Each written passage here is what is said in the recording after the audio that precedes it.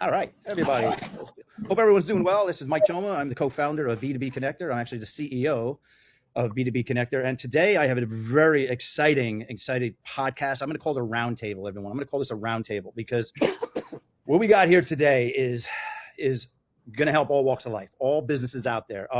Before we get started, a little bit about why and what we're doing here. About 2 years ago, and June 21st was our second year anniversary, B2B Connector was created. And it was created out of me, my wife. We've owned a commercial finance business for the last 26 years. And we have a lot of B2B businesses that do equipment finance with us for years and years and years. And one of the things that attracted me to the SIMERP, this program we're going to kind of talk about a little bit today, was helping employees. Really, employers, obviously, they're going to get help. They're looking for ways to save money on taxes. We get that. But the biggest thing is the employees. We knew that this could help the employees. So when we went out and we started feeding this opportunity to our businesses, as we had so many of them, all of a sudden, a lot of the businesses were saying, wow, where'd this come from? I've never heard of this before. And now 2 years later, I've come to the conclusion that so many businesses out there are missing this opportunity. So many of them, to the fact that, unfortunately, we have an accountant, a CPA on here, and we have an attorney on here. We have a business owner on here. So many of these three entities mess things up for a lot of the employers and the employees out there that I had to do a roundtable discussion. So that's really my story. What I like to do now is transition over, okay, and really talk about SIMERP, a roundtable discussion. I'm going to bring on Skip first. Skip, introduce yourself and your little background and, what got you into looking at SIMERPs. Well, my name is Skip Coomer, live in Carlsbad, California. I've been a member of the California Bar since 1990. My wife and I own 2 urban wineries in downtown Oceanside and downtown Biscayne. I'm a business owner. In fact, I've run several different businesses, so I can see both sides of the situation here. I started my consulting firm with the ERTC, and I was able to help 500 employers receive their money from the government, their ERC tax credits. And I started looking at SIMERPs about 2 years ago, and I've done deep dives with about 15 different providers. When I found EHP, this is the one I was the most impressed with. Everything has been legitimate. I have really asked them multiple questions. I've read all of their documents. They do everything by the book. I'm very comfortable with it. Over the years, I've been a counselor to my clients, my business clients, and I try and give them information. My biggest hurdle with meeting with business owners is there be a CPA or some attorney who says, well, this just doesn't feel good. It doesn't feel right. And what I try to explain to them is business owners take risks. I don't believe that the advisor's job is to green light or red light something. I believe their job is to analyze different scenarios and different opportunities and provide the business owner with the risk, situation and let them make a business decision. Wow. Okay. I got you. I want to transition over to Kevin Marshall. Kevin Marshall is a CPA. And Kevin, what I want to bring up to you is, for the last 2 years, I've heard that this comes out of so many people's mouth. My CPA told me this can't be because they never heard of it and it can't be true. I don't know if any of you heard that before, but as a CPA, Kevin, introduce yourself, what you've done and all that, and let's get into that kind of conversation, okay? Sure. So Skip, first I want to say Skip stole my thunder. No. So Skip and I have a similar background. So my firm also during the pandemic got involved with the ERC as well. So we didn't quite help 500 employers, probably more like 100, maybe 200. But I actually wrote a book. It's for sale on Amazon called Tax Credits Are Sexy. So they are. So I've been a CPA for 35 years, mostly on the 100% on the compliance side. And during the pandemic, when we got involved with the ERC, it was kind of like a light bulb going off here late in my career and saying, oh, there's tax advantage programs out there. If there's this one, there must be others as well. And so that's how I found out about SIMER, was we were partnered with a marketing company, and we were doing the other pandemic credit, the self-employed, what was it? The self-employed, I can't even think of what it is now. Oh, SETC, self-employed tax credit. Okay. And so he brought it to where he was, and I remember it, he's like, hey, have you ever heard of SIMER? And I said, no, right? So I had never heard of it before. So yeah, I looked into it as well, researched it, and said, wow, this is an amazing opportunity for business owners to both, cut costs, save money in payroll taxes, and provide an amazing benefit to their employees. So, so that's a little bit about me and my background. And so, I had never heard of it before, and, I've been CPA 35 years. And so, what was the question, Mike? It was, what exactly? When I talk to a business owner, I'm going to get into a business owner next, but when I talk to a business owner, they really always say, my CPA never told me about this. They've never heard of this, so it can't be true. So, right. So, so speaking from the CPA world, so there's, the IRS tax code is 7,000 pages long, something insane, right? So it's impossible. It is. It's impossible for any CPA or tax attorney to know everything that's in the IRS code and every tax advantage program that's out there. It's absolutely impossible. Yeah. So number one. That's awesome. That's awesome, Kev. What I am going to do, like right after we do this roundtable, we're going to do myths and facts, and that's going to come back up again. So we're going to have a lot of time to kind of chat on that.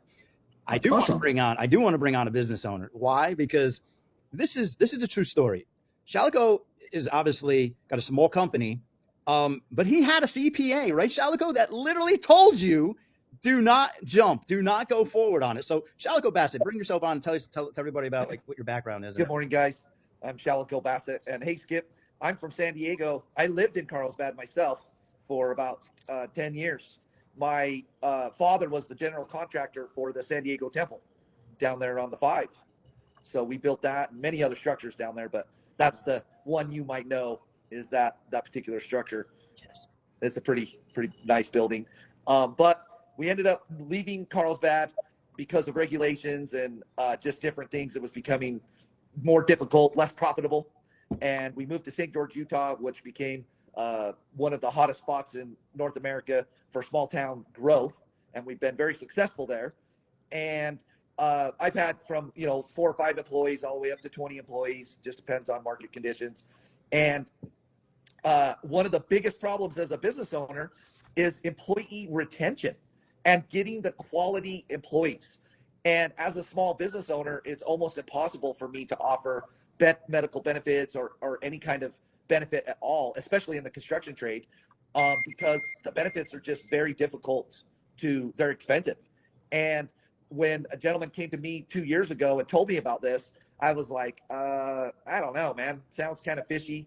So first thing I did is I called my accountant and said, hey, have you ever heard of this? And he goes, no, but I wouldn't mess with the IRS if I was you. Don't do it. So then I called Mike back and I was like, hey man, I'm a builder. I'm not an accountant. I don't know anything about this. My guy says, don't mess with the IRS. I personally don't want to have a problem. And then Mike said, well, and just like Skip said earlier. Don't tell him what I really said, but anyway. Yeah, but business owners, we take risks and we have to listen to all of everyone's opinion, and then we evaluate it and move forward. And for me, I didn't want one person to decide my 20 employees' decision for not getting any medical benefits and a pay raise from their taxes if it cost me nothing. And in fact, I actually got a little bit of savings from my corporation as well. I needed more information, and Mike was able to provide me some information. There was a company you guys might know, Krispy Kreme Donuts, and he gave me a story from them that said that those guys, they went from an 80 to 90% fail rate in 12 months. 80 to 90% of the employees would have rolled through that they had hired, and they have a huge training process. Same with me in construction. I'll train a guy, and he'll become the best employee, and 10 seconds later, he's down the road for another guy because he's given him more dollars or more benefits. So it's a huge problem as a business owner to get the time and expense to train people that are good. You don't want them to leave. And so Mike was able to give me background and other parts of it. And I went back to my accountant, told him some stuff. Basically, he told me, he says, hey, it is in the code. It does look, it's obviously a law. If you want to move forward, it's on you. And I said, I want to move forward. This looks like a very good deal. And in my town, I was one of the very first that I know of, even though it's been around for, since 2012, no one had heard of it. And now in my town, there's dozens and dozens of people that are on the program. And I would imagine in the next 5 years, Mike, there'll be thousands, if not all of them, will try this. Bottom line is every day there's a new The pendulum is changing. And I want to bring Kevin back on. Hey, Kev, I got a question for you. So what specific information or documentation helped you better understand how the program worked? Like, you got on, like they said, 8 months ago or 2 years ago. I forgot. I get confused because I thought Over a year ago. Over a year ago. What was the documentation that got to the light bulb to go off on it? So, to me, the analogy is, I have my CPA hat and I have my entrepreneur hat, right? So to me, it's the analogy of, right, when I'm old enough to remember when 401ks were first introduced back in the late 80s, early 90s, and people were skeptical about 401ks and like, oh, how could this be? How can this be real? Is this the real deal? Because it was new, it was novel, and it hadn't been done before. So to me, that's the analogy, is that, and I agree with you, Mike. We are definitely I'll get to answer your question here in a second. I'm just going a roundabout way, but we're definitely seeing more and more. Back to Shaliko's point too, is definitely more and more businesses that are becoming aware of it, and are taking advantage of it. It's not so novel and new anymore. But for me, it was. And again, it was the fact that it's a Section 125, which is, every business owner in the country understands what Section 125 is, because they either have a 401k or they have their health insurance that comes out pre-tax. So, it's just another pre-tax deduction is what it is. And it's unbelievable. It's so simple. It's so simple, but yet so many people miss it. It's so unbelievable. Right. So it's simple, but it's not, right. It's a blend of both. So it's mentioned in the circuit. So I'm going to nerd out here. So right in the Circular E, which is the employer's guide to payroll taxes, which, like no employer in the country has ever read. Only the nerdy CPAs and the attorneys have read it, right? But no, it's mentioned right in the Circular E. It talks about, the SIMER, the health, the wellness reimbursement is mentioned right in this. I mean, the Circular E is like 120 pages long. So, nobody but us have actually read it. So it is. It's right in the code. It's there. And as Shaliko mentioned, it's been around since 2012, and definitely it's taking a life of its own, getting more traction. Actually, and more business owners are taking advantage of it. Actually, I'm going to bring Skip back on, because I believe Section 125 has been in since 1978, right, Skip? Yep, that's correct. There you go. Yep. See? I did not know that. I play this. I mean, you see that commercial? He says, "I don't want to play an attorney, but I did sleep in a Holiday Inn." So I've been watching and seeing all these deals come across my desk. We're talking thousands of businesses. So I'm learning too, Skip. So I want to ask you this question, Skip. When evaluating the SIMERP, what legal compliance documentations were most important for you to review? I read all of their documents. They have a master service agreement. They have a SIMERP basic plan document. They have a wellness plan document. They just have it all lined up. It's appropriate. Kevin referenced so many tax codes. There are over 1,100 federal tax programs. Each of these are designed to incentivize behavior. 125 was formed because Congress said, listen, we need to incentivize businesses to offer medical care for their employees. So we're going to make it a pre-tax deduction, and that'll lower the income tax that the employee pays, and it'll lower the FICA taxes that both the employee and the employer pays. This is not a new concept. Some smart people came along and invented these programs. And why has Congress not gotten rid of SIMERPs, despite the IRS wanting to change 105B, which is the code that says that reimbursement by an employer to an employee for medical costs is not a taxable event? Why has Congress not changed it, even though the IRS asked twice? Because it's public policy. This creates a healthier employee pool. I'm actually employed as SIMERP for my winery employees before I had been involved with EHP. Or I would have used EHP because I like it better. But the benefits are just so good. If I may, can I talk about the benefits for a second, Mike, or do you want to save that for later? It's up to you. It's your show. You're on a roll. Go ahead. Okay. So look, when you're on Blue Shield, like I am, and they offer telemedicine, right? But you're not going to talk to anyone for a long while. Dermatologist could be a month, right? Yeah. And then your employee has to leave work. Let's say they're a full-time employee. They have to leave work. They have to drive somewhere. They have to wait in the office. They have to pay a copay. They then have to be seen, and then so they're not as productive, right? And let's say they have a spot on their arm and they want to have a dermatologist look at it. They'll talk to a dermatologist within a day or two on this program, and so there's less friction. They can do that while they're sitting at their desk. It creates a healthier employee pool. It is absolutely beneficial. and I put my money where my mouth is. Skip, I gotta tell you, I'm gonna bring you on, Shalico. I'm gonna bring you on, but I want to say what Skip just said, ladies and gentlemen. What he just gave you is gold. Okay, so any accountant, any CPA, any lawyer, listen to this podcast right here. Hello, you better listen to what he just said. Shalico, I want to bring you on real quick, and I want, if you want to enlighten what Skip just said, go ahead. Yeah, so back to that, I have an employee that works for me, and he was self-medicating for his prostate and not telling anybody about it or whatnot, just reading online, doing whatever. And we had just implemented EHP, and he filled out the form. He was already registered. He did everything. The onboarders showed him how to do it, and he called me up in a big panic and said, "Hey, man, I've got a problem. I haven't gone to the restroom in 4 days." And I'm like, "What? You better go to the emergency room like right now." And he goes, I don't have insurance. I only have what you gave me. And I go, "Bro, you need to go to the emergency room like right now, because I don't want any liability for saying anything wrong."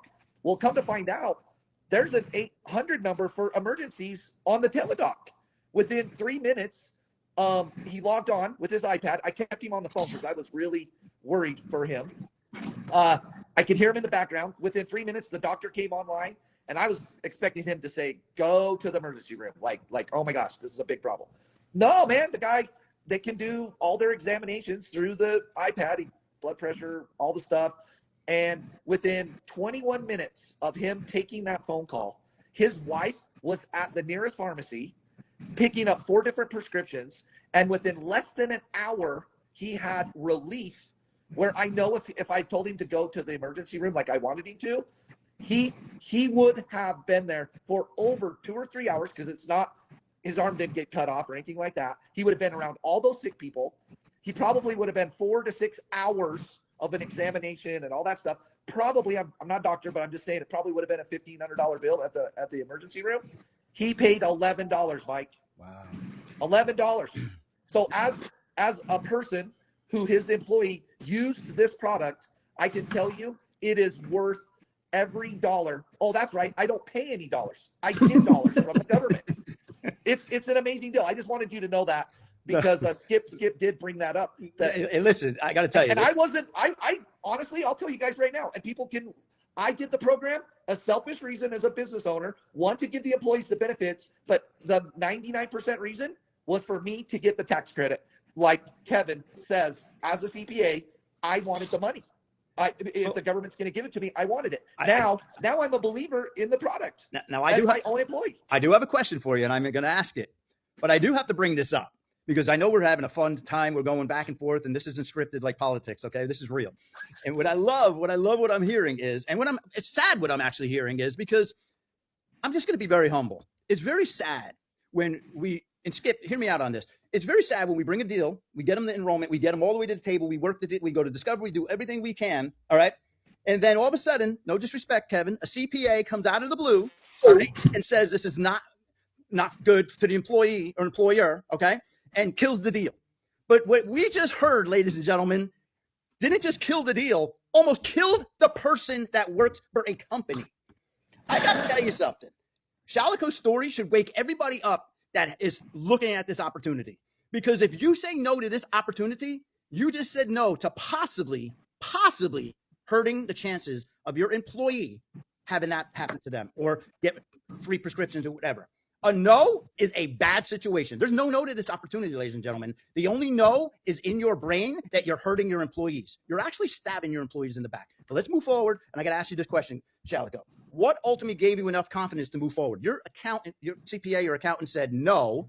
You literally said, sorry, we're moving forward. What made you make that decision? Honestly, it was the Krispy Kreme donuts, because my family and I, we go once a month down to the Krispy Kreme place. I can't send donuts to every company I talk to. I'm sorry. I just can't. So. We watch them make the donuts, and I've been to their store, and I've seen dozens of employees there coming and going, and I physically like Krispy Kreme donuts. They're amazing, fresh off the grill and all that. And then when you said that they had been in there and gave me their documentation, their story, I was like, you know what? They're a much bigger company than me, and if they're willing to take that deduction, I was willing to move forward. And honestly, Mike, you told me I could cancel anytime I wanted. If I didn't feel comfortable, if I didn't like it, you told me I could cancel. And I was like, you know what?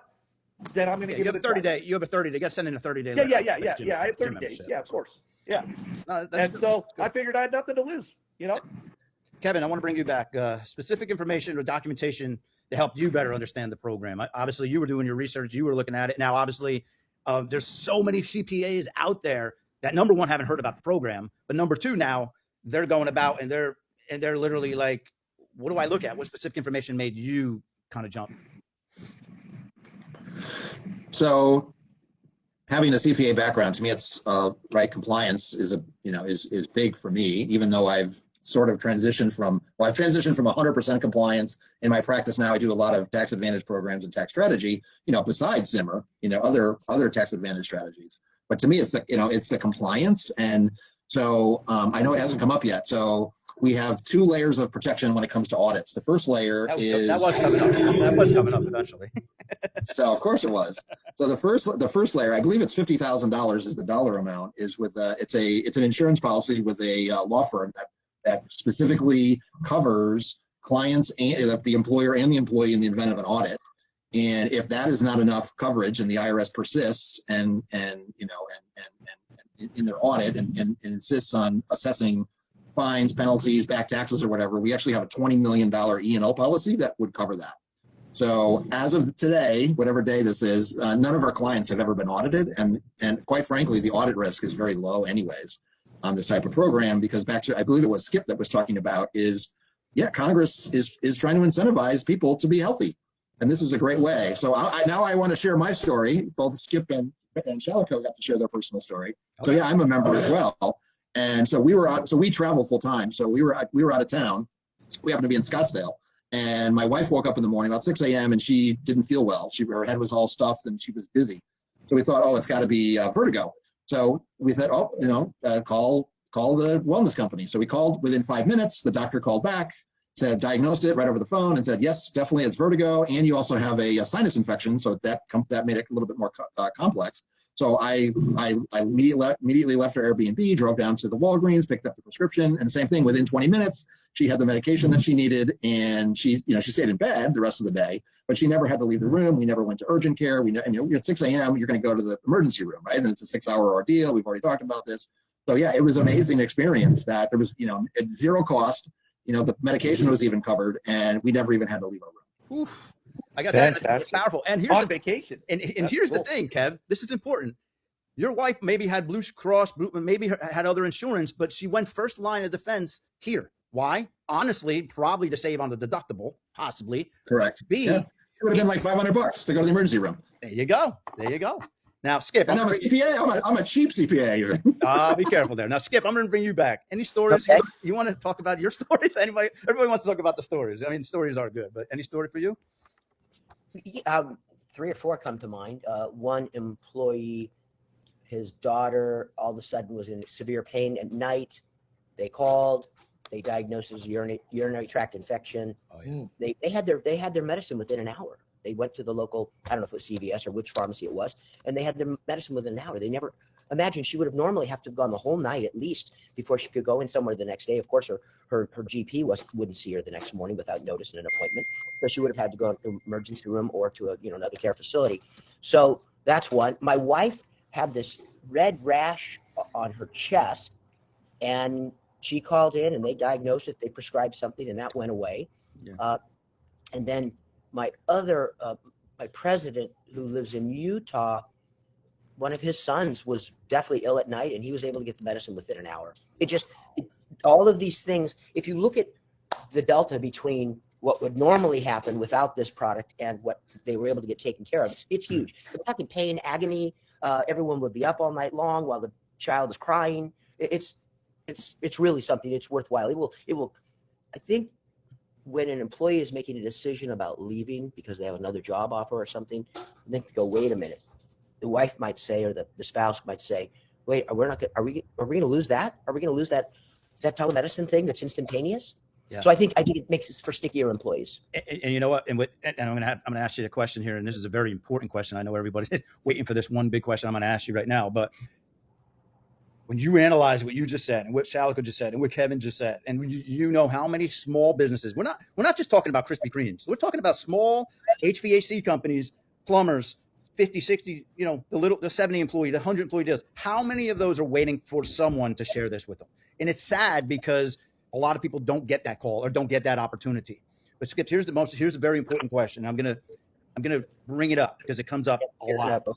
Can a program be misunderstood simply because someone has never worked with one before? And what I'm going to do is I'm going to bring in the fixed indemnity. I'm going to bring in the double dipping right now. I want to bring that in because we go all the way to enrollment. Sometimes we go all the way to the end, and then all of a sudden we get this IRS letter from the. And I'm going to bring up something while you're doing that, so we can talk about the double dipping and all that. So as an attorney, explain how a SIMERP is a little bit, shouldn't be in that bucket because people put that in the same bucket. Does that make sense?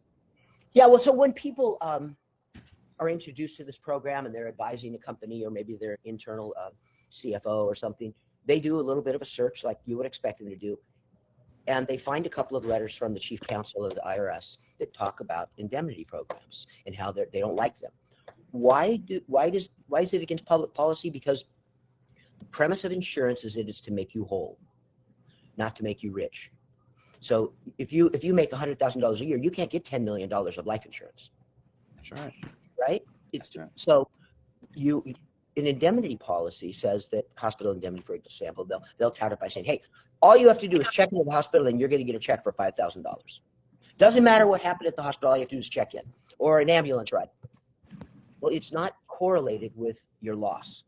Insurance is meant to keep you, to reimburse you. So they don't like indemnity policies. But people will read that, they will get confused, think that our program, SIMERP, fits into that when it actually doesn't. And I can tell them time and time again, I can explain the difference. And then ultimately, here's the killer. They finally, after 2 calls and 4 rounds of emails, me explaining them, I write a legal opinion, they say, well, unless you can show me where the IRS says this is legal, I'm not going to let them do it. And I go, well, first of all, it is mentioned, as Kevin had said, in IRS documents, and I don't think it's your job to red light or green light. But first of all, I got to say this: anyone who thinks IRS makes law and owns a business shouldn't own a business. Let's keep it there. Let's keep it there, right? So I want to do something real quick. I want to show you guys a slide real quick. We're gonna do this. We're gonna do that in a second. I want to show if I can find it. All right. So this is what we were just talking about, and I don't know if you can see my screen. Let me know if you guys can see my screen. Can you see my screen? Oh, it's not gonna be big enough. Yes. It's not gonna be big enough. Hang on, guys. I don't know if I can make this big enough. I don't know if you can make this big enough. I apologize. This is, and if you want this document, I can always email it to somebody. This is SIMERP Libre. Now, the biggest thing, really, when you read this document, I'm going to read it to you. What the IRS rejected, I can't even read it. It's so small. Oh my God. What the IRS rejected is basically what Skip just said, and basically what remains legitimate. I just want you to think about something here, and I'm going to do my best to make this a little bit bigger. But what you really got to think about is when you look at this program and you get tied into, say, Revive, you get tied into the wellness piece of it, okay? These are true board certified. I'm going to go back to the round table. These are true board certified physicians. These are real doctors. So if you do get a rash on your chest and you do get treated, Skip, you're a lawyer. That is a medical situation, correct? That is correct. Okay. It's medical care, yeah. That is not me saying you got a rash, so Shalico is going to wire you $1,000 cash to take care of it. That's technically what people lump these programs into. And I got to tell you something. If you stop at the research there and you don't do your due diligence to really find out what you have your hands on, shame on you. Shame on you. You're not being a true business owner and a true business advocate for your employees. Now, Shalico, are you still there? I got a question for you. Yes. Can you hear me? I know you were probably working. Yeah. You were probably building a roof or something. But I got a question for you. Since implementing the program, what impact has that had in your business? And I know on the wellness piece, awesome. And I don't want to get into total numbers, but as being under 20 employee, a small company, you guys are not Krispy Kreme. You're not a 2,000 employee deal or a big university. You're under 20. You're a small company. What impact has it been? The biggest impact, honestly, has been the money is great for it's not that much, like you said, it's maybe a couple $1,000, but it's the medical benefits that this program's able to offer my employees, and it's the retention rate that I've been able to keep now, where I actually have the guys that work for me, they'll tell their friends, and they will try to get them to come work for me now. So where before I have to put out huge ads, go through a lengthy process, hire 10 to get one, just our labor market's really difficult. And now I don't experience that feeling, because when I tell them that I'm going to give them some medical benefits, I get the cream of the crop applying for my positions. Wow. Even though construction is a different field, it's very difficult. I mean, I'm sure just like in vineyard business, you're the same way. There's employees that are totally awesome, and there's employees that you wish you could just get rid of tomorrow. That's incredible. And the retention rate is better than any time in history of me running my business for 30 years. I got one more question for each of you. Then we're going to open up myth and facts. We're going to go through a round table, and then we're going to close this out. But I'm going to go back to you, Shalik. If another business owner contacted you now that you know what you have today, asking you, what do you think about a SIMERP? What would you say? And I know you've done this already with a couple clients, but what would you say? The most amazing thing that I tell all of my subcontractors that work for me, I want them to see the benefit that I'm seeing for myself. And so I always refer them over to you, Mike, personally, because we have the relationship. But in our team, you could it's an amazing process. I tell everyone, just like when you eat at a good restaurant or you find a great deal at Costco or something like that, you tell all your friends about it. And so I'm on this call with you guys to tell other business owners that are maybe thinking about doing this program, you should do it. There's no downside to doing it. Kevin told us that they have a $20 million policy for getting audited, and Skip has given us the validity of all the laws that are in place. And you've actually educated me even more today about the validity of this decision that I made, of how strong it is. And actually, thank you, Skip, because I didn't know that the reason why these laws come into place is to incentivize us to move forward. And that is exactly what this particular law did, was incentivize me personally to do it. Wow. So thank you for reminding me, because I actually did not recognize that, Skip. So that's a very good analogy. Thank you for that. Awesome. Kevin, I want to bring you in. What advice, piece of advice? Mike, are you still on screen share? I can't see anybody. I apologize. I'll click video roundtable up there at the top. Oh, for me? Yeah. Oh. So sorry about that, Kevin. What advice would you give a business owner, as not only a business owner, a CPA who's never heard of this or anything like that? What advice would you give a CPA and a business owner evaluating this program? So yeah, obviously do your own research and your own due diligence. I mean, Skip brought up, the fixed indemnity program. So, that is a confusing piece of this. So what we have seen is that a CPA or an attorney will, use AI or a Google search, and they'll find that, and they'll just stop, and they'll just go, oh, that's it. Nope, this is the IRS doesn't like it, and they don't do enough research or enough due diligence. So yeah, definitely do their own research and their own due diligence, and ask questions. Obviously, the folks at EHP are available for questions. They have a team of CPAs and tax attorneys that are available for these types of questions. And back to Shaliko's point too is that honestly, business owners take risk every day. To me personally, this is not a risk, but some people view it as a risk, and there is such a low audit risk, from the IRS, involved in this, quite frankly. Number one, and then number two, with the two-tier audit protection, to me there is no risk at all. I mean, it completely eliminates the risk altogether. So I would say So to summarize, do your own research. Don't just do a 5-minute research, right? Do more work than that. Talk to people, like who are currently in the program, and talk to the staff who, they have the legal professionals and the accounting professionals within the organization to ask questions of. That's awesome. Skip, I'm going to bring you up, but here's the thing. Here's the risk. If you don't do this, you're really risking the opportunity for your employee to leave you eventually. Honestly, I'm being real because employees need stuff like this. This economy is not favoring their employees right now. their employees would love an opportunity to not tap into a $10,000 deductible. They would love the opportunity. Like me, here's my story. It's real simple. I'm on LicenterPro. LicenterPro at CVS was like $5, $10 every time. I now get my LicenterPro delivered every 90 days. I work with a doctor. I picked him because he's got a holistic background. And literally, he got me on intermittent fasting. We work together as a team. I have a regular medical doctor when I go cough. I cough once a year, whatever. That's great. But I like my doctor that I use here because my medicine gets delivered for free. And that's, to me, is my story. I like that.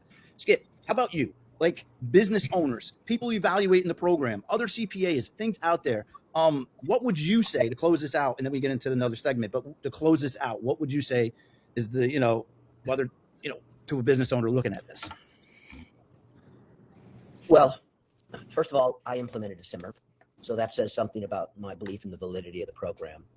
Ask business owners that have done this and find out how happy they are, and get their employees. Maybe we'll ask Shalico to get one of his employees to tell how much they enjoy having it. But my president, they're considering dropping their primary health insurance and just getting a huge deductible, because this is taking care of so many things for them.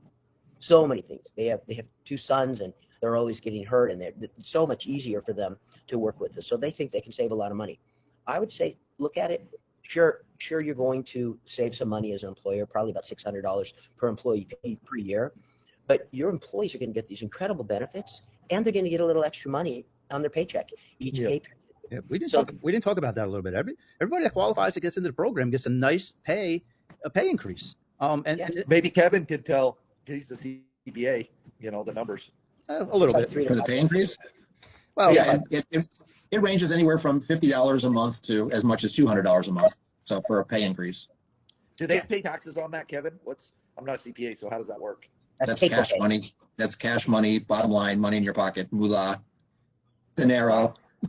That's awesome stuff, man. I gotta tell you. All right, guys, I wanted to turn this over to a presentation slide here. Tell me if you can see my slides. Yes, yep. Could. All right, we're gonna call this segment. Myth and Fact panel discussion. The panel we're gonna do a separate conversation on each.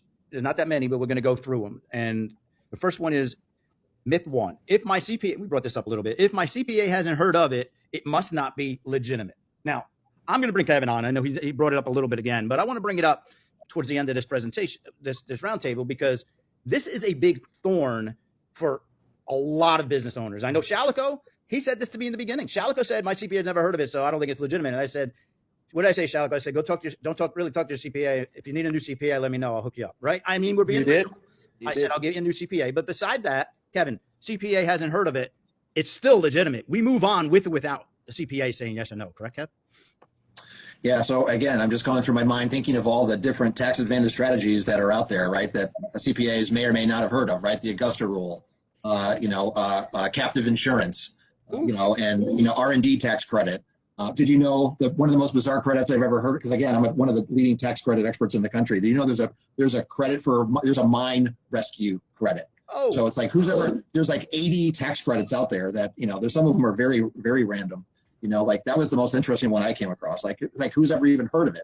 So, unfortunately, that's a tragedy, right? To have a mine accident. But hey, if you own a mine and you have an accident, you can actually get a credit from the IRS. Oh. And like 99.9% of CPAs have never heard of that, but it is a legitimate credit.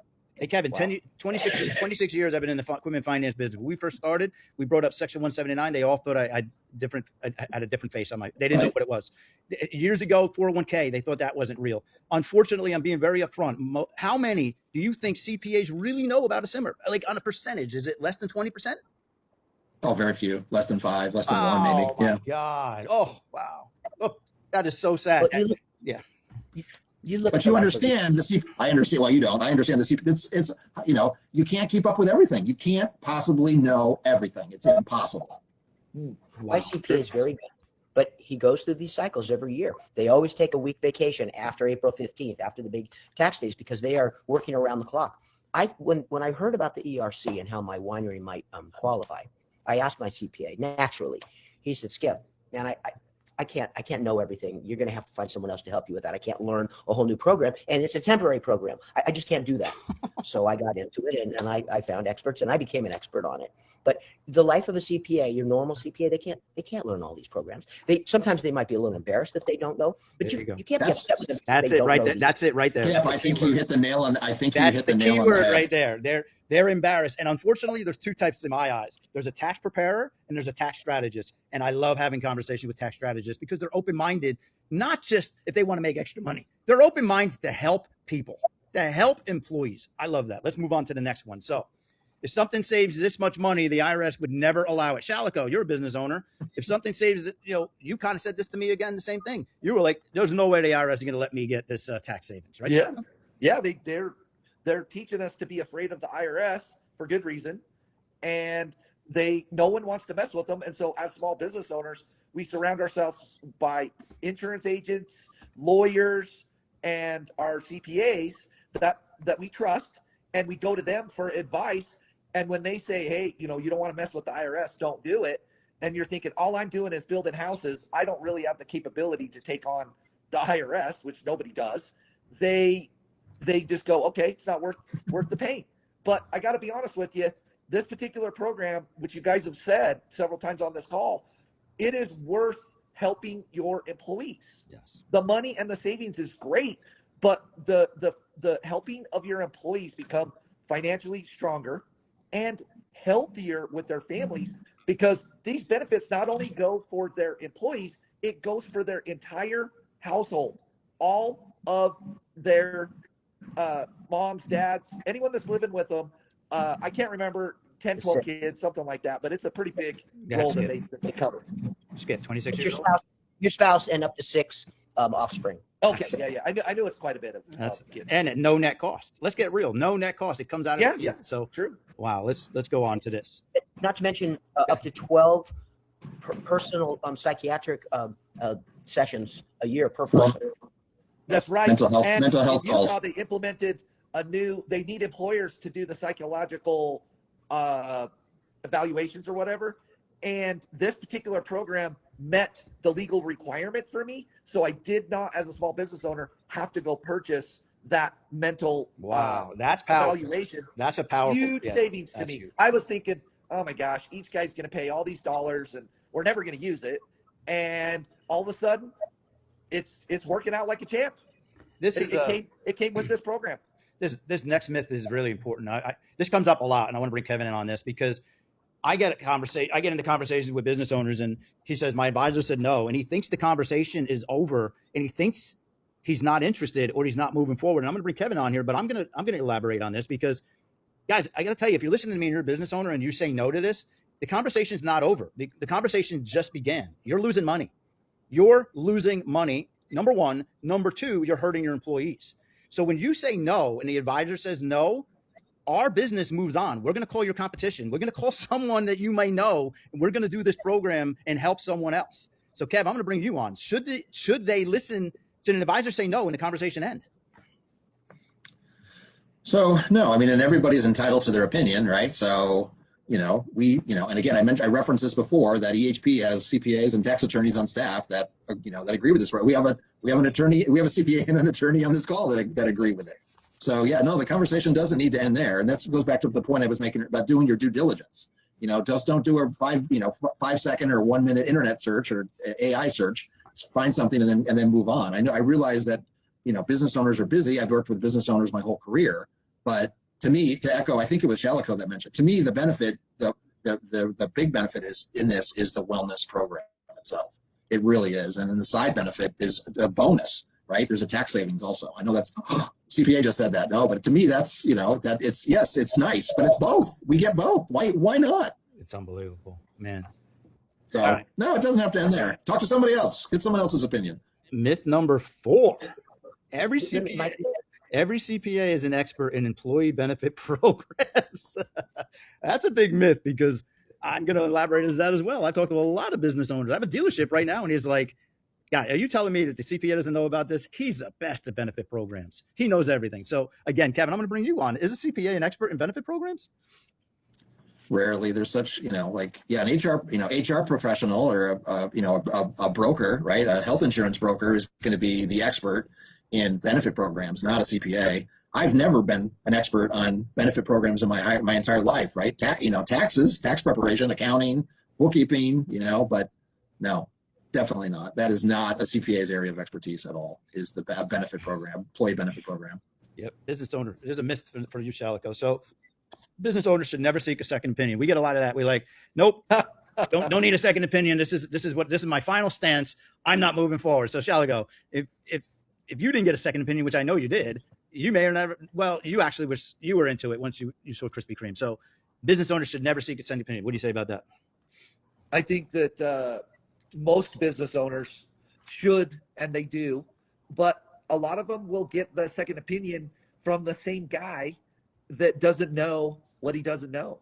And Kevin and both Skip actually mentioned to me too that sometimes those professionals that we're calling, they're embarrassed to tell me that they don't know what they're talking about, because I'm calling them as an advisor and they don't want to tell me that they don't know what it is. And so sometimes they'll tell me, hey, I'll get back to you, whatever, and then they never do. Or they just say, you know what, I wouldn't do it if I was you. And then that little bug sticks back in your mind.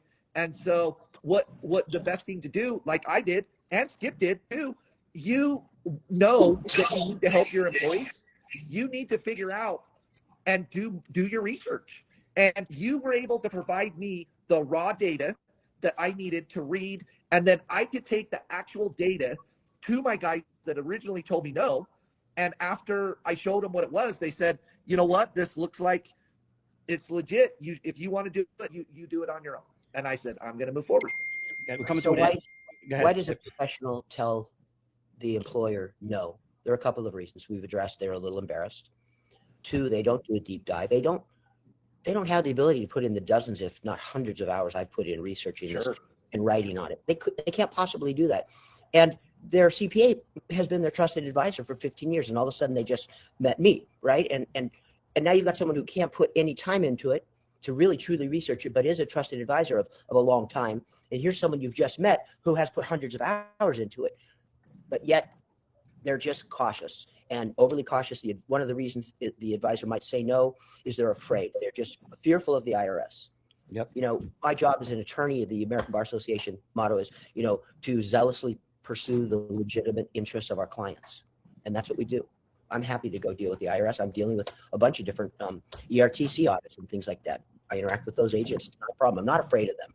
Yep. I'm gonna end it by me saying this. Well, we're gonna get a couple more to go here, but business owners should never seek advice. Here's the bottom line. Too many business owners get the wrong advice internally in their company. Example, discovery call's over. They go and talk to the HR department, or they talk to someone in their companies and never heard about it. So it's kind of like them saying, hey, I'm flying a plane, I have a headache, I can't fly anymore, and they turn to somebody who's never flew before.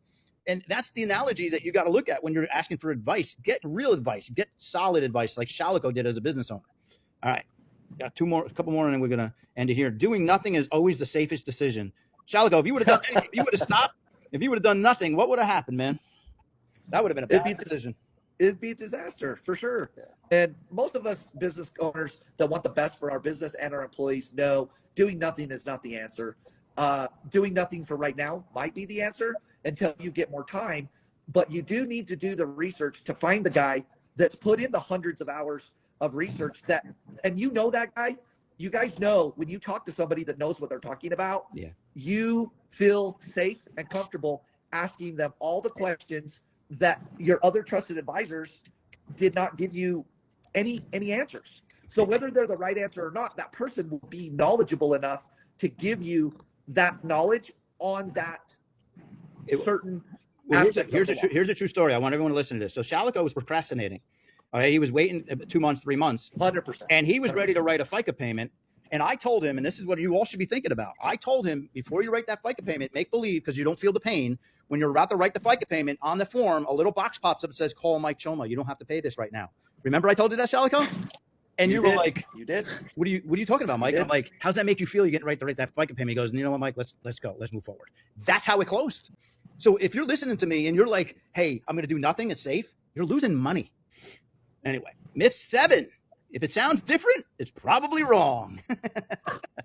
Skip, what do you say about that? If it sounds different, it's probably wrong. Well, how can you address that? People don't understand the details.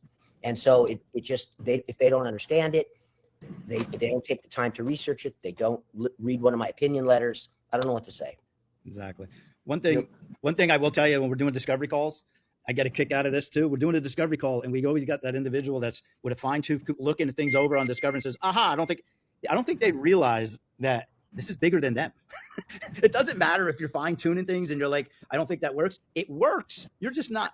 You're just literally tying your shoes. You're tying your shoes together and we're screaming bomb, and you're tripping all over yourself. Is what you're doing. So even if you think it's different, it probably it's wrong. It's right. You're wrong for not understanding that it's right. So. Last one, guys. My CPA already knows everything about every tax strategy.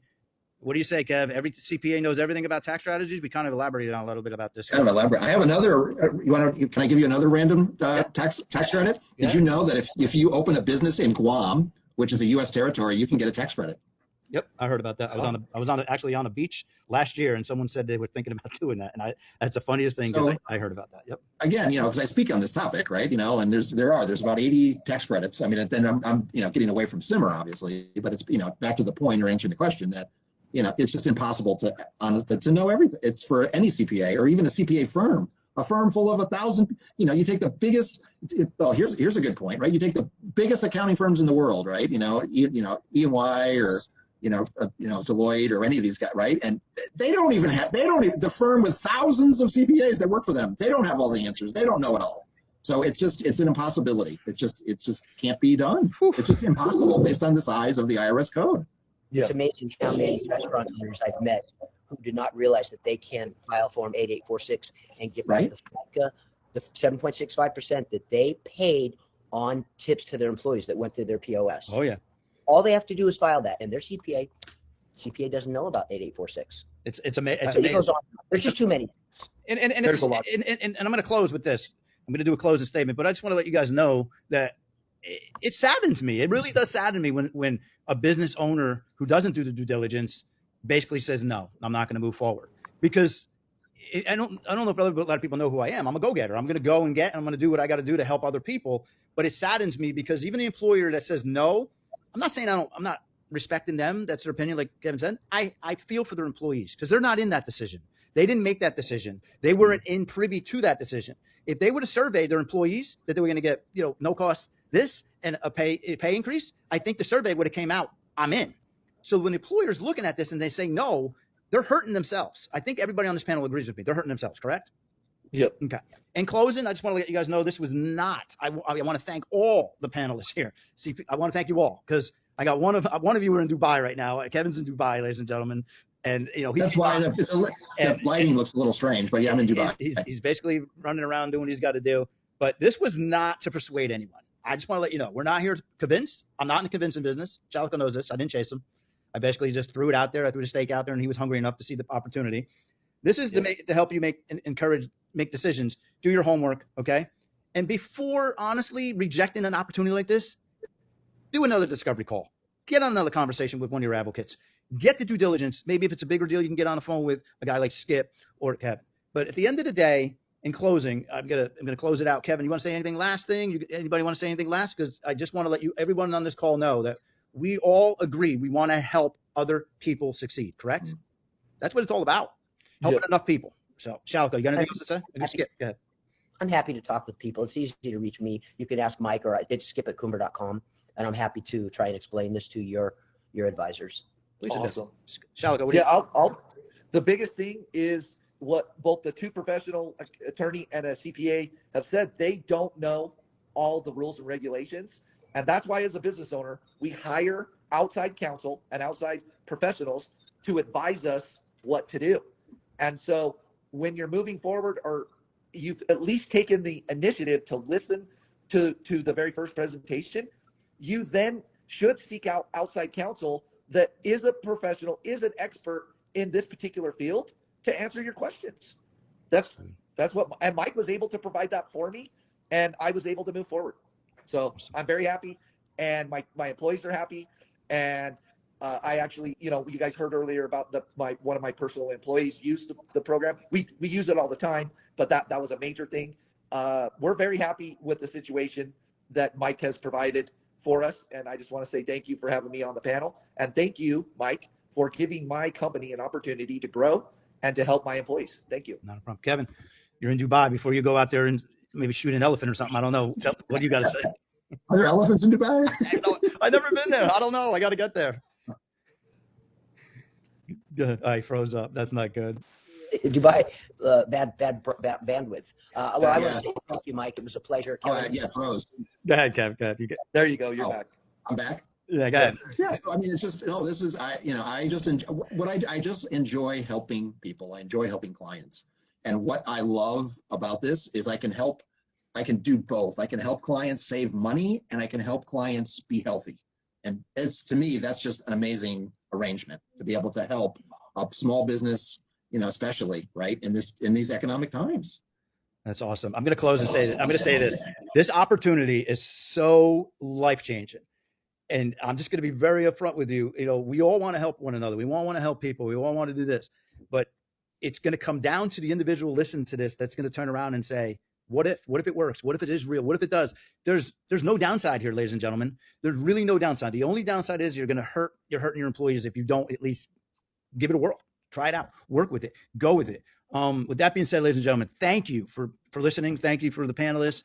I'm going to drop off here, but we're gonna keep on keeping on. We're gonna find more and more businesses, and 2026 is going to be an incredible year for the small businesses. All right. Thank you, everybody.